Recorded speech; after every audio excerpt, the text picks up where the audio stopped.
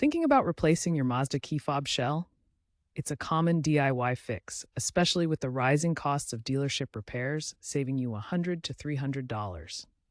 Many owners swap shells to address cracks, wear, or even customize their fobs. Newer models, like the 2024 CX90 and beyond, often have integrated tech like proximity sensors and Bluetooth. Swapping is increasingly accessible because of better aftermarket parts and online tutorials. However, remember that DIY work carries risks.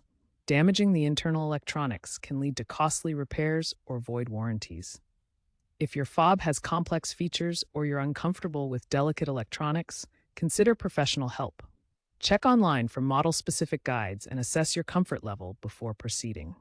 Ready to get started? First, gather your tools. Plastic prying tools, guitar picks work, a small screwdriver, and your replacement shell. Ensure it's OEM compatible for your Mazda model. Remove the key blade if present. Gently pry apart the old shell using your plastic tools, working around the seam to release the internal clips. Be patient. Lift out the circuit board, PCB, and battery, noting their orientation. Place them into the new shell, ensuring proper alignment. Snap the new shell together securely. Test the functionality. Some models may need reprogramming via the Mazda app or a dealership. Key precautions. Avoid metal tools to prevent electrostatic discharge, ESD damage, work in a well-lit area, and never force anything. If you encounter resistance, double-check the clip locations. ESD wrist straps are a good idea if you are worried about damaging components.